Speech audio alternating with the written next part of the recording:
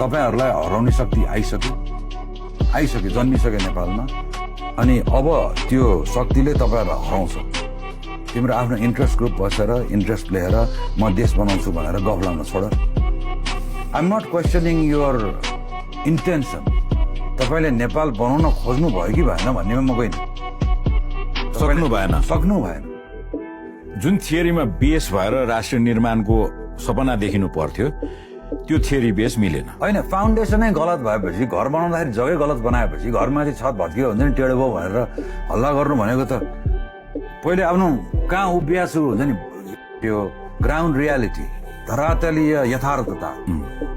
पृथ्वीनारायण शाहको दिव्य उपदेश हो त्यो भन्दा अर्को धरातल कसैले पनि दिएको छैन र हिजो हाम्रो के अरे 4 जात 36 वर्णको लिभिङ फुलबारीलाई सबै फुल चुडालेर माला गाँसेर अनि हर्थ बनाइदिनु भएको छ नि नेपालीलाई we are going to become the blooming garden again we have been made the wreath joyously living फ्लावर्सलाई गार्डनलाई फुल टिपेर हामीले एउटा चाहिँ नि समाधिमा राख्ने माला बनाइदियौँ जुन मर्छन् होइन तर त्यसैमा बिउ पनि हुन्छ त्यो बिउ फेरि एउटा ठुलो बगैँचामा परिणत हुन्छ भन्ने जुन तपाईँले आत्मविश्वास यो किताबमा पनि अभिव्यक्त गर्नुभएको छ एउटा झन्डा एउटा मान्छे एउटा दिव्य प्रदेश पछाडि लाग्यो र